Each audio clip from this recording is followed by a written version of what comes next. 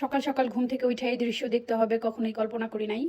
এভাবে পুকুরের মাছগুলা মারা যাবে ভাবতেও পারি নাই। খুবই মন খারাপ ছিল। তারপরে ওগুলা দেখে এসে কি করব ভাবতেছি, কিছুই করতে মন চাইতেছিল না, কারণ মাছগুলা খুবই আবেগ নিয়ে অনুভূতি নিয়ে আব্বার সাথে আমি দাঁড়াই থেকে ছাড়ছিলাম। তো অনেকেই বলছে বেনা পরিষ্কার না করলে মাছ অক্সিজেনের অভাবে মারা যাবে, অনেকেই আমাকে কমেন্ট করেছিল। তো পরশুদিন মাছ ছাড়ার পরেই কালকে অর্ধেকটা পেনা পরিষ্কার করা হয়েছিল। একদিনে তো এত বড় পুকুরের পেনা পরিষ্কার করা পসিবল না, প্রায় অর্ধেকটা কালকে পরিষ্কার করছে। পরে আজকে আবার লোকটা আসছে পরিষ্কার করবার গিয়েছে আব্বা ভোরবেলা, যায় দেখে একদম 12-13টা মাছ মারা গেছে, একদম 8-9টা একদম পচে গলে গেছে, আর কয়েকটা অনেক বড় ছিল, ওগুলা একটু ভালো ছিল। পরে আব্বা উঠায় আনছে, আমার খুবই কষ্ট লাগতেছিল দেখে আইসে। পরে ওগুলা রেখে দিছে, আমার কাজিনে যদি আসে আমি কাটতে পারব না। তাই আমি এদিকে নাস্তাটা বানাই নিতেছিলাম। নাস্তা আজকে খুবই সহজ, আব্বার জন্য 5টা-6টা রুটি বানাইছি, কারণ একটা লোক নিছে আব্বা ওই পেনা তোলার জন্য পুকুরের। আর মা একটু ধনেপাতা ভর্তা দিয়া পিঠা খাইতে চাইছে। চিতই পিঠা বড়া প্রদিন বানাই পাঠাইছিল, সেইগুলো আমি ফ্রিজে রেখে দিয়েছিলাম।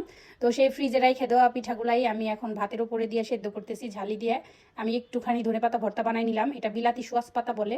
আর এই যে এইভাবে আমি ভাতের উপরে পিঠা সেদ্ধ দিছি, একদমই মনে হবে মাত্র শ্বাস থেকে তুললা, এরকম সুন্দর সেদ্ধ হয়েছে।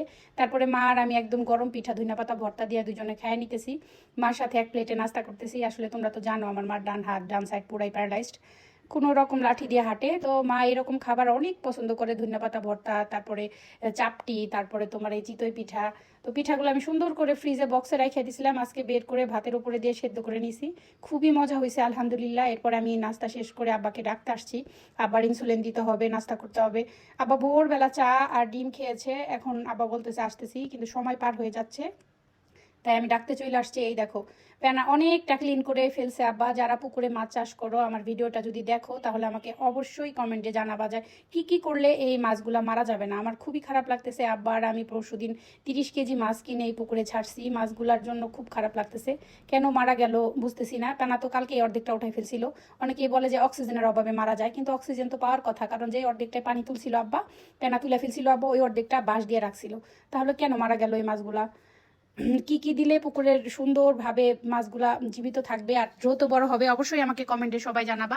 এই যে দেখো মরা মাছগুলা কি করে তুলে নিছে, একদম মাছি ভ্যান ভ্যান করতেছে, খুবই খারাপ লাগতেছিল মাছগুলোর জন্য। অবশ্যই কমেন্টে আমাকে সবাই জানাবা, যারা মাছ চাষ করো তাদের দৃষ্টি আকর্ষণ করতেছি, অবশ্যই আমাকে কমেন্টে জানাবা।